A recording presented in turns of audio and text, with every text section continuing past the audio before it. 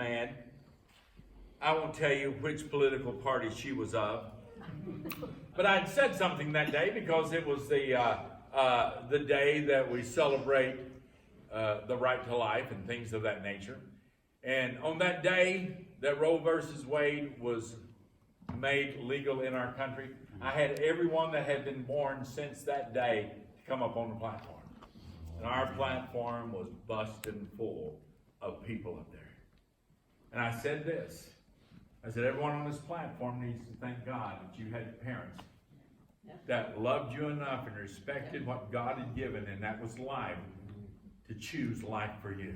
That's right. This little gal, I'm out front there, and she walks out there, and she looks up at me, and she said, you make me so mad. And I said, Mary Ellen, what makes you so mad? She said, you don't. I don't agree with you. And I said, you don't agree with me? I said, have you ever seen me mad about that? She said, no. I said, I don't get mad because you don't agree with me. I said, why does it make you so mad that I don't agree with you? She said, well, she stomped out of the church. She came back, fortunately, but anyway, you and I need to understand, they get very defensive when they're confronted with truth. Something that is not wrong. Have you ever seen a kid in trouble?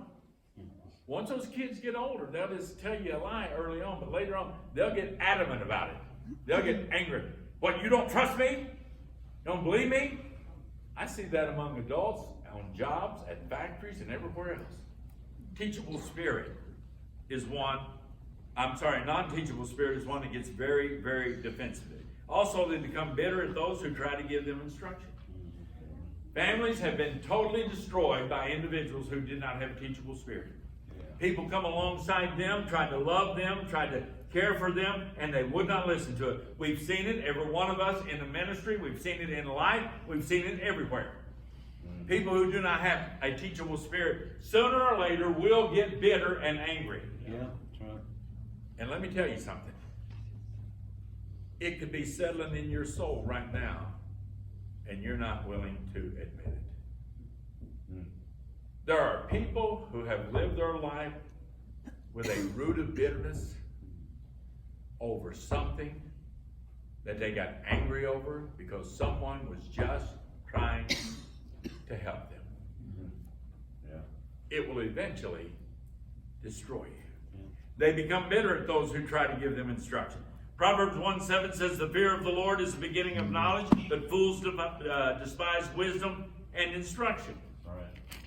They also have a problem with admitted wrongdoing. There comes a time, man, all of us need to just simply say, I did wrong. I did wrong. Some of the worst things that's ever happened in people's lives was a result of not admitting the truth in the beginning. They just admitted the truth in the beginning. How many people today whose lives have been destroyed by alcohol and drugs if they just admitted in the beginning, I've got a problem. I'm destroying my life. But so often what do? They blame someone else. They blame their circumstances. They do this. They do that. They don't have a teachable spirit. They're not instructed about the things that are around them. They have a problem admitting to wrongdoing. Okay? Now, there's a lot of reasons this happened. I told you openly as I could, we raised both of our boys the same way. They both made different decisions in life. They both are still very loving kids. They're both very respectful kids. They're not kids, they're grown adults now. But they're both making their choices in life. But a lot of times, we turn out that way because we haven't been taught. Folks, we've got a generation around us today that's not being taught respect. They're not being instructed in that which would bring authority. As a matter of fact, authority has been thrown out the window in the world in which a lot of our kids are being raised.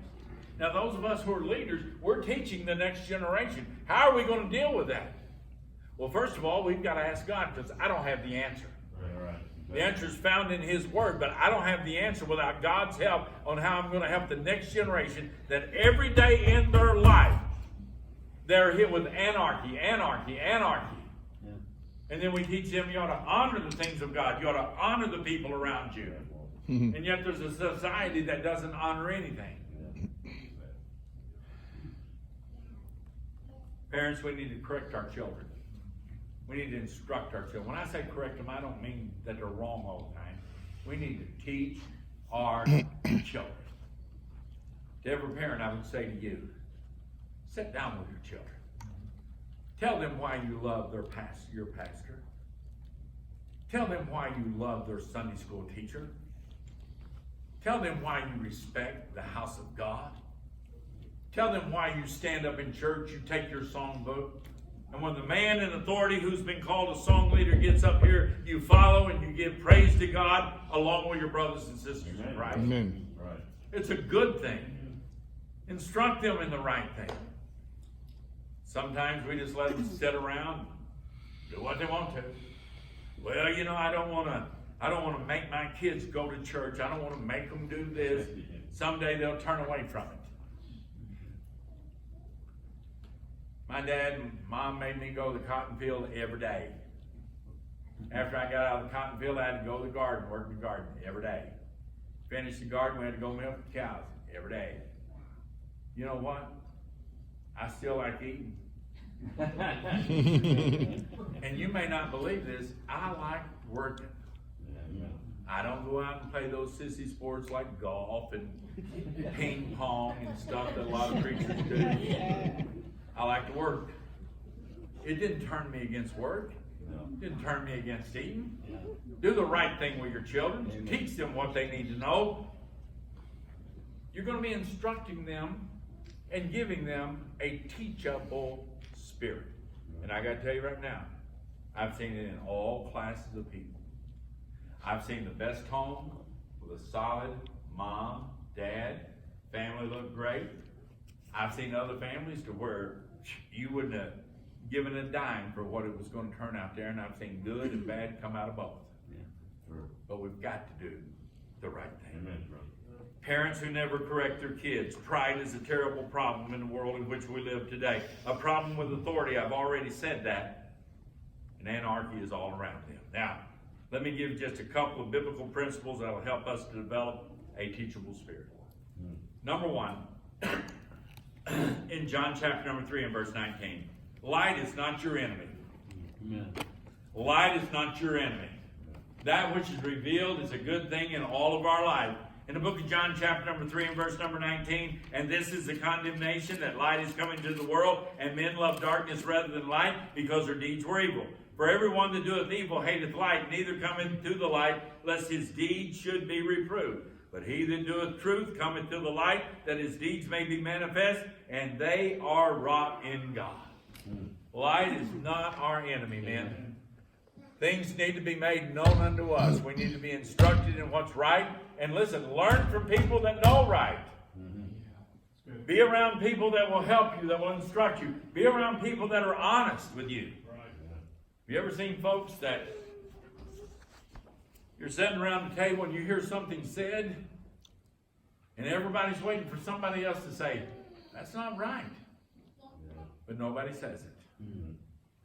Listen, with the right spirit, be the one to say it. Amen. Be the one to say it. Right, brother. My problem is sometimes I got to make sure I've got the right spirit. Right. There's times I want to just stand up and scream out loud. That's not right. But we do it with the right spirit. Right, light is not your enemy. Truth is your friend.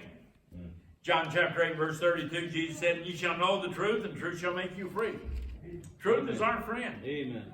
Well, I tell you what, if I just learned that early on, if I'd have told the truth the first time because my parents already knew what the answer was. My mom was a good lady, but I think she just you ever played a fish? Kind of lured it in. You set fish out there nibbling around, you just keep pulling the bait a little farther, when you could just set the hook in it. My mom would ask me questions. And before you knew it, she set the hook. And she could catch you knee deep in a lie every time. And she'd tell me, son, if you'd have just told me the truth. Amen. Just tell me the truth. You know, folks, the best way for us to pray tonight just tell God the truth. Amen. Amen. More so than my mama, he already knows it. Just tell God the truth. Have you ever caught yourself praying and lying to God? Now you wouldn't be that honest about it. Well, God, you know, I've just let a few things slip in my life lately. That's a lie. You wouldn't be saying that unless you knew what it was that slipped. If you know what slipped, then say what slipped. Amen. But we just keep it so generic. Yeah, that's it. You know what I was told a long time ago? Partial truth is a lie. Yep. And yet we talk to God like God don't know. God does know. So let's just get on it. So truth is your friend. Truth is sometimes painful, but it's always our friend. Amen. My wife and I both went through a couple of physical things, nothing big. We don't need any sympathy or anything like that. She went through cancer and I had a couple of strokes. But we're doing fine right now. You know, she's healthy and I don't remember what happened. Everybody's doing good. Everybody seems to be doing well here. But you know, there's one thing about it. When the doctor comes in, you want the honest truth, but you don't want to hear the truth. Yep. Doctor says, I've got bad news. Well, you want to know the truth, but you don't really want to hear the truth. Yeah. We have to desire the truth even when it hurts. That's right. I don't know what my wife felt when that doctor said you have cancer. I learned a little bit later on when the doctor told me I had cancer. But you and I need to understand, finding out those things makes us understand our weaknesses, our frailties, help us to understand how temporal we are here on this earth, and how totally dependent we are on a holy and righteous God. We need spiritual truth that would make us understand that also. Yes, we do, brother. Amen. See, sometimes if this old physical body's running just fine, then we think everything's fine. Man, I tell you, an old man was asked one time at his 75th wedding anniversary, "Sir, what's the secret to staying married 75 years?" And he looked at him and his answer was, "Just don't die."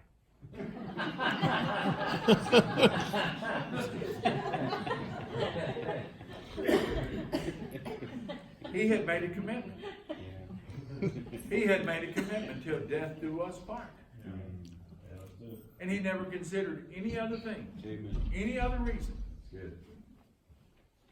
Have we made that kind of commitment to God? Come on now. If we have, then we would want to learn more about God, and we would want God to teach us more about ourselves. That's right, brother. We would want to be holy. Amen. Daniel purposed in his heart that he would not defile himself with the king's meat, and whatever that brought down the road, Daniel was willing to face it. It did not matter if it meant being exalted, which you and I know today it did. But it also meant the lion's den. Yep. It also meant certain death based upon our standards, but we know that God gave the victory. But Daniel had made a commitment that followed through with every decision he made after that. He purposed. Will you purpose tonight? God, I want to be more like you. I want to be taught of you. I want to know you. We read in our Bible, that I may know him and the power of his resurrection. But do we feel that? I'll close with this thought. Everybody uses this term. Do you know God? Do you know God? And I'm telling you, very few people do. Right. Know him. Know him. And the power of his resurrection. But can you be taught? Absolutely so. But do you have a teachable spirit? I learned a long time ago, and there's no I'm not making fun at all. My wife has been the greatest asset to me in my life because she will be honest. kind, and honest. And a lot of times she can be honest with me and never say a word. I mean, seriously, she don't have to say anything. She can just, she does that, thing with me. She's been my greatest supporter. She's been my greatest encourager. She says I am her favorite preacher. But sometimes she'll tell me, I'm not really sure where you was going with that today. What you talking about? And she may tell me that tonight. But I know one thing. I have learned that I need to learn.